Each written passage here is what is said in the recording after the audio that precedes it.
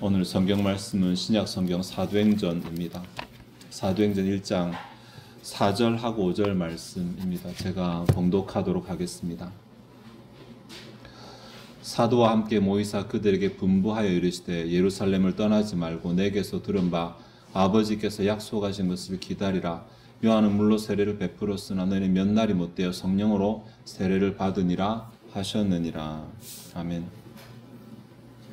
여러분, 마태복음 28장 마지막 2절 19절과 20절에 예수님께서 명령하신 바 잘 아실 것입니다. 흔히 예수님이 대위임령이라고 이렇게 불리는 내용이죠. 너희는 가서 모든 족속을 모든 민족을 제자로 삼아 아버지와 아들과 성령의 이름으로 세례를 베풀고 내가 너에게 분부한 모든 것을 가르쳐 지키게 하라. 볼지어다 내가 세상 끝날까지 너희와 항상 함께 있으리라 라고 하신 그 말씀인데, 우리가 만약에 그 시간에 제자들이었다면 이 말씀을 들었을 때 어떤 느낌이었을까를 한번 생각해 보았습니다. 지금 우리는 다 모든 것이 기록된 이후에 보니까 처음 제자들이 이 말을 들었을 때 예수님이 부활하시고 40일 정도 지난 그 어디 사이겠죠, 그죠? 대충 그 어디 사이일 것이고, 제자들 입장에서는 이 말이 좀 막막하게 들렸지 않았을까? 왜냐하면 아직 성령이 임하시기 전이었으니까 이들이 믿음 없는 상태, 예수님 잡히실 때 도망간 그 상태랑 별반 다르지 않은 상태거든요. 그 정도의 상태면 우리랑도 별반 다르지 않은 상태인데, 이때 모든 민족을 제자로 삼아라 라고 이렇게 말씀하셨는데, 이게 모든 민족이면 이 제자들은 다 유대를 떠난 적이 없는 사람들, 토박이들입니다. 근데 이 사람들한테 모든 민족을 제자로 삼으러 나가라고 이게 말이나 돼? 우리 가족은 어쩌고? 이런 생각도 들었을 수 있고, 또 대부분들 핵심적인 사람들은 다 범인이잖아요. 평범한 사람이잖아요.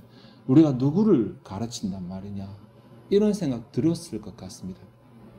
그런데 실제로 사도행전에 보면 이 일이 이루어졌잖아요. 이 날에 이 말을 들었던 제자들을 통해서 이 일이 이루어졌습니다. 어떻게 이 일이 이루어지게 되었을까?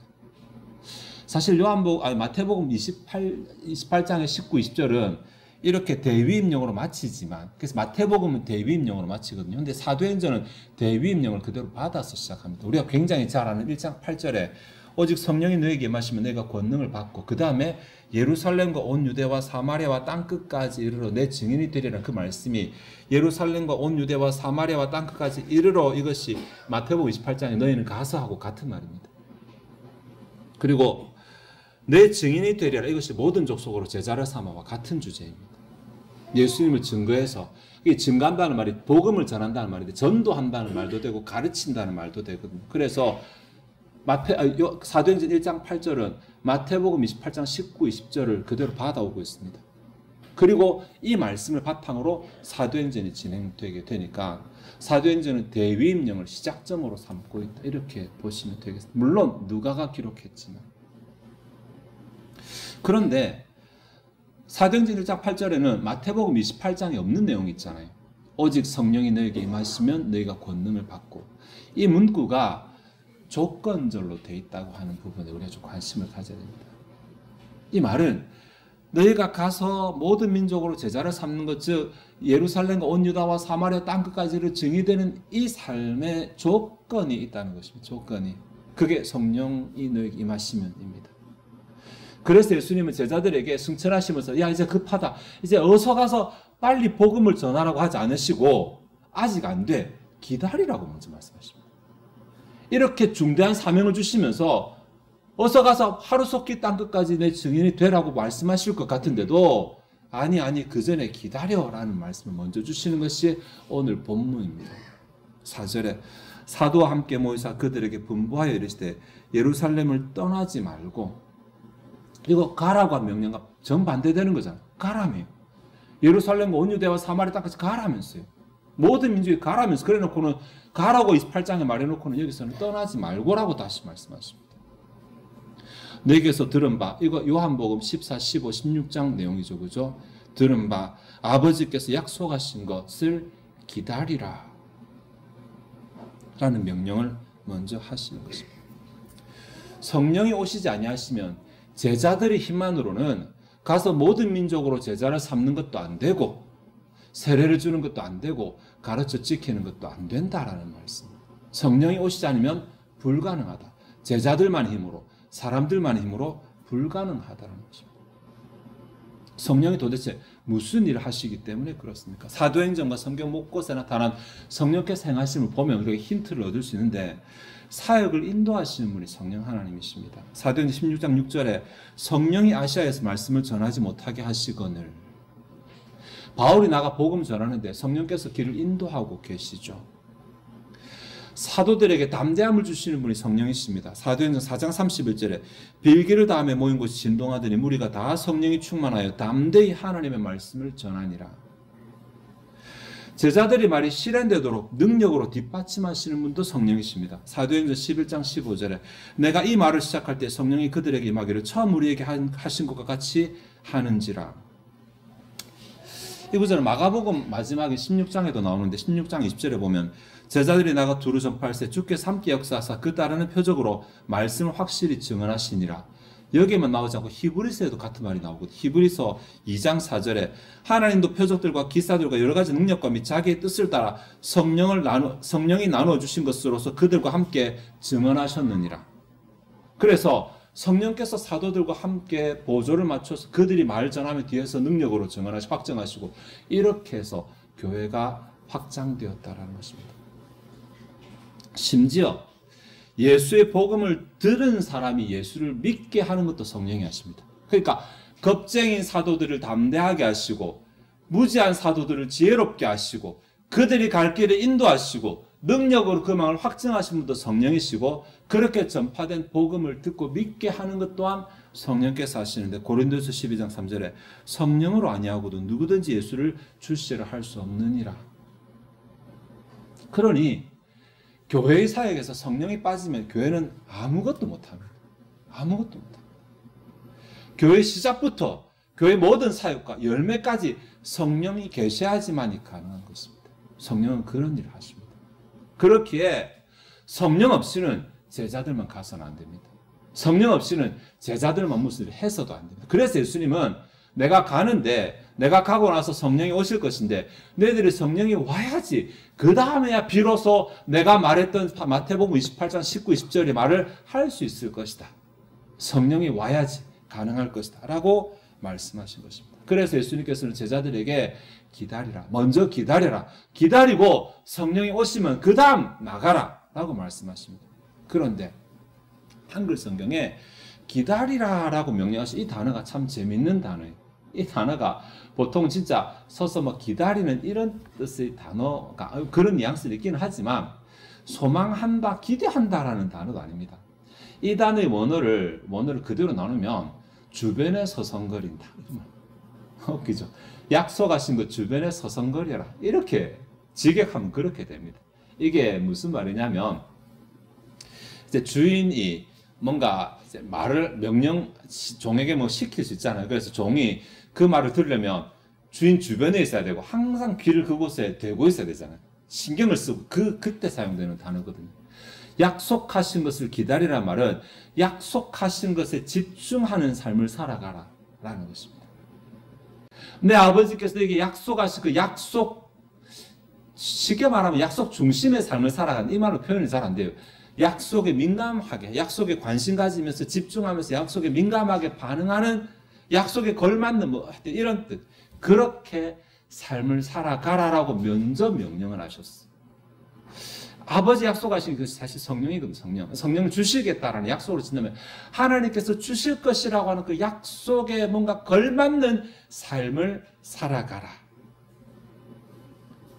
약속에 걸맞는 삶을 이들이 어떻게 살아갔는지가 오늘 우리가 생각해 볼 부분인데 이들의 모습이 사도행전에서 한 가지로 나오거든요.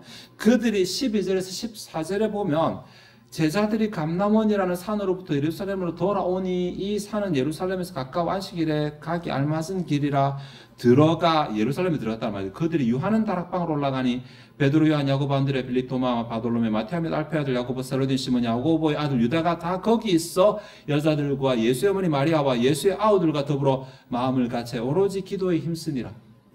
마음을 같이 오로지 기도에 힘쓰더라. 이 부분입니다. 예수님은 기다리라고 명령하셨잖아요. 그럼 우리 기다리면 아무것도 안 하고 가만히 있는 것처럼 그렇게 느껴지지만 그게 아니라 그 명령을 받은 제자들은 즉시로 예루살렘 성으로 들어가서 자기들이 요하는 다락방으로 올라가서 그곳에서 오로지 기도에 힘썼다. 지속적으로 기도에 집중하였다. 이렇게 반응했다는 것입니다.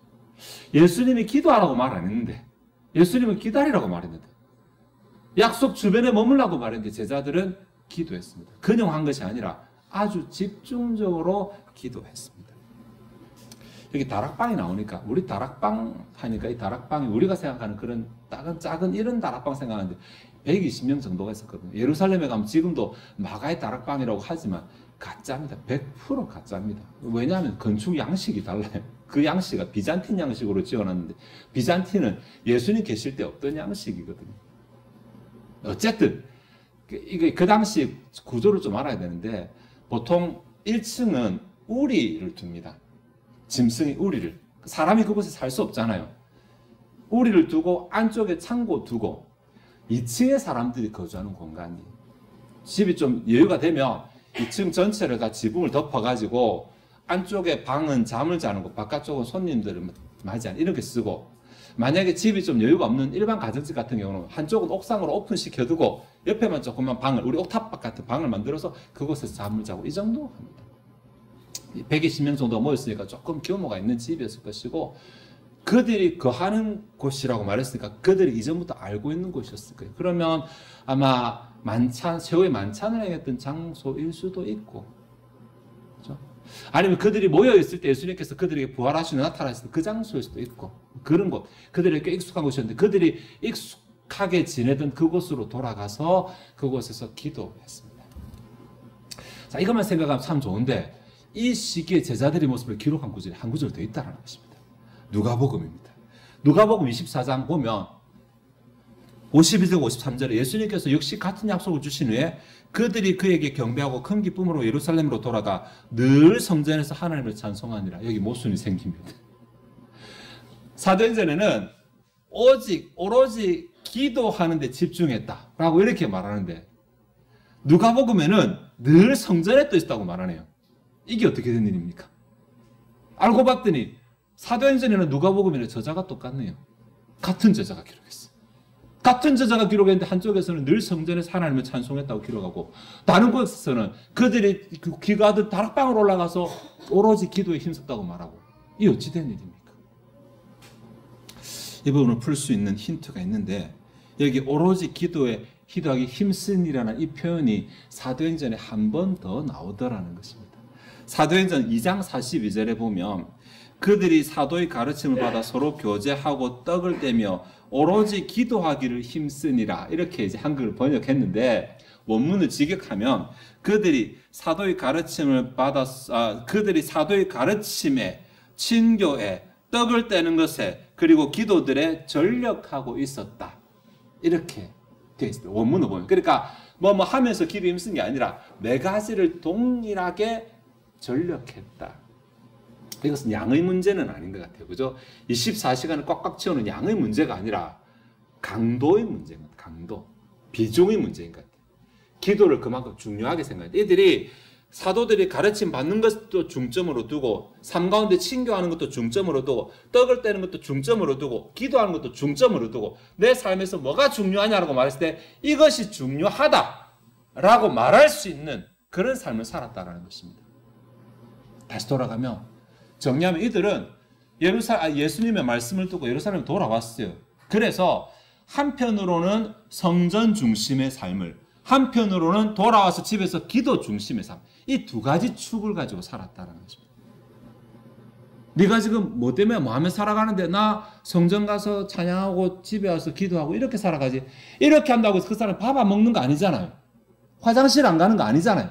내 삶에서 무엇을 중요하게 생각하고 살아가는가라는 그런 문제라는 것입니다. 성전에서 하나님을 찬송하니라고 번역했는데 번역은 조금 잘못돼서 찬송이 아니라 찬양하니라고 번역해야 돼요. 왜냐하면 이 단어는 율로기아거든요.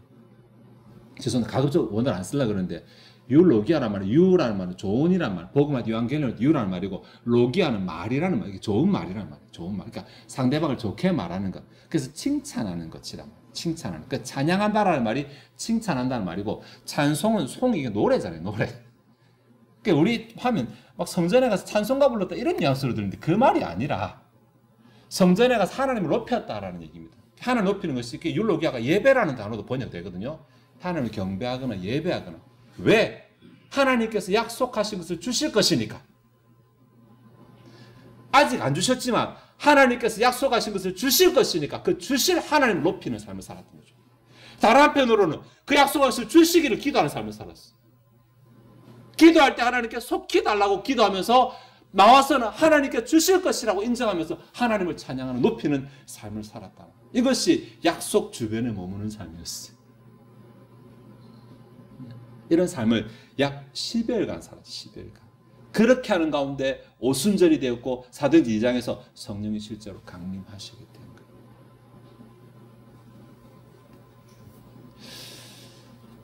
이제 우리는 성령이 이미 강림하셨어요. 2000년 전에. 강림하셨기 때문에 또다시 성령의 강림을 위해서 이런 삶을 살 필요는 없을 것입니다. 그러나 성령이 강림하셔서 뭐 하시는가? 우리 지난 3주 동안 배웠던 것처럼 우리를 지혜롭게 진리로 인도하시고 우리를 세상 가운데서 보호하시고 네, 때로는 사도행전에 나오지만 우리가 행할 때 능력으로 우리의 말을 입증하시고 이러한 일들은 그때 시작된 일이 지금도 멈추지 않고 계속되고 있습니다. 지금도 교회 가운데서 계속 성령께서는 일을 하고 계십니다. 그러니 우리가 오순절 전에 제자들처럼 성령께서 강림하시기 위해서는 기도할 필요는 없지만 요한복음 14, 15, 16장 약속하신 그 약속이 지금도 여전히 실행 가운데 있으니까 이 약속이 지속적으로 이루어지기를, 이 약속이 계속해서 이루어지기를 지금도 기도하고 구해야 되는 것입니다. 지금도 우리는 그 약속 주변에 머물러 있어야 되는 것입니다. 그래서 우리는 우둔하고 우리는 미련해서 우리의 지혜로는 뭐가 답이 나오지 않는데 성령께서 이 교회의 지혜가 되셔서 이 교회가 무엇 해야 될지 어떻게 해야 될지를 알려주시고 성령께서 우리를 세상 가운데로부터 보호하여 지켜주시고 성령께서 교회가 행하는 사에게 능력으로 뒷받침하셔서 하나님 영광 나타내시기를 지금도 계속해서 그 약속 의지에서 구해야 되는 것입니다. 그리고 하나님께서 그렇게 하실 것을 인정하면서 하나님을 높이는 그러한 찬양이 있어야 되는 것입니다. 이번 안에 우리가 이 성령과 보조를 맞추어 살아갈 것입니다. 사실 여러분 성령 하나님이 도대체 왜 오셨을까? 오셔서 무슨 일 하실까? 이 부분은 연구된 바가 그렇게 많이 없어서 사람들이 잘 알지 못합니다. 그런데 사람들의 눈에 성령이 뭘로 보였었냐면 지금도 이단들이 성령을 하나님의 능력이라고 말 많이 하거든요. 이단들이. 그러니까 하나님이 사용하시는 능력이라고 사람들 눈에 보일 만큼 성령 하나님의 능력을 많이 행하시는 하나님이십니다. 그렇게 보일 만큼. 네. 그분을 표현했을 때 하나님의 능력이라고 말할 만큼 능력을 많이 행하시는 하나님이십니다. 그 하나님이 우리 가운데 거하고 계시는 것입니다. 그러니 우리는 그분의 능력에 대해서 기다리는, 지금도 우리에게 그 능력을 베푸시기를 기다리는 이 기다림의 자세가 있어야 되고 우리의 갈 길을 인도하시는 그분을 기다리는 자세가 있어야 되고 그렇죠? 우리를 보호하시는 그분을 기다리는 자세가 지금도 있어야 되는 것입니다. 이렇게 기다리는 자에게, 약속을 기다리는 자에게 또 성령께서는 동일하게 일하실 것입니다. 이번 한 해 동안 우리가 성령과 보조를 맞춰 살아간다는 게 그 뭐 하라는 말이야? 아니 그럼 하나님 말씀에 순종하는 거 뭐가 다른 것이야? 그거 아닙니다. 실제로 우리 가운데서 능력으로 행하시는 성령을 인지하면서 그분 앞에서 우리가 그분을 기다리고 사모하고 기대하고 요청하고 높이고 이렇게 우리 가운데서 역사하시기를, 우리 가운데 지혜 베푸시기를, 우리 가운데 능력 베푸시기를 인정하는 마음을 가지고 기도하고 그렇게 하나님을 기도하는, 하나님 높이는 삶을 살아가는 가운데 우리 가운데서 성령께서 행하심을, 성령께서 역사하심을 풍성하게 경험했다고 간증하는 소리들이 넘쳐나는 이번 한 해가 되기를 바랍니다. 기도하시겠습니다. 하나님, 우리가 또 성령 하나님에 대해서 한 조각 배워갑니다. 우리 가운데 행하시는 분, 우리 가운데 능력으로 행하시는 분, 2000년 전에 이 땅 가운데 임하셔서 지금도 여전히 이 땅을 떠나지 아니하시고 교회 가운데 거주하시면서 교회 가운데서 일을 행하시는 하나님을 우리가 찬양합니다. 우리가 그 하나님과 보조를 맞추기에 하나님을 더 알아가게 하시고 또 하나님의 뜻을 더 분별하게 하시고 하나님의 뜻을 우리 삶을 맞추게 하여 주옵소서. 우리 삶 가운데 능력 베푸시기를 기도하는 자세, 우리 삶 가운데 능력 베푸실 것을 인정하며 높이는 자세를 가지고 신앙생활할 수 있게 하시고 우리가 다 그렇게 하는 가운데 실제로 우리 가운데서 능력으로 역사하시는 성령 하나님을 경험하게도 하여 주시옵소서. 이 시간 주 앞에 준비된 예물을 드리고자 합니다. 우리의 마음이 즐거이 하나님을 헌신하게 하옵소서. 감사드리며 예수 그리스도의 이름으로 기도하옵나이다. 아멘.